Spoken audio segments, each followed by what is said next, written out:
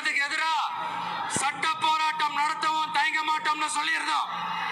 அதை இங்க உங்க முன்னாடி ரொம்ப ஸ்ட்ராங்கா வலியுறுத்துறேன். இந்த பிரச்சனையில நான் உங்களோட உறுதியா நிற்பேன். இன்னொரு முக்கியமான விஷயம், நம்மள ஆண்டுகிட்டு இருக்கிற ஒன்றிய அரசுக்கும் மாநில அரசுக்கும் நான் சொல்லணும்னு நினைக்கிறேன்.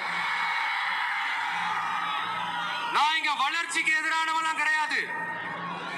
ஏர்போர்ட்டே வரக்கூடாதுன்னு நான் சொல்லல, இந்த இடத்துல வரக்கூடாதுன்னு நான் சொல்றேன். இதை நான் சொல்லலன்னு வைங்களேன், இவன் வளர்ச்சிக்கு எதிரானவன் அப்படி இப்படின்னு சொல்லி ஒரு கதையை கட்டி ஆரம்பிச்சிருவாங்க. நமக்கு அதை பத்தி எல்லாம் கவலை இல்லைன்னு வைங்க. எல்லாத்துக்கும் மேல இன்னைக்கு இந்த பூமியில வாழ்ற எல்லா உயிரினங்களோட இருப்பையும் புவி வெப்பமயமாதல் பயமுறுத்திட்டு இருக்கு.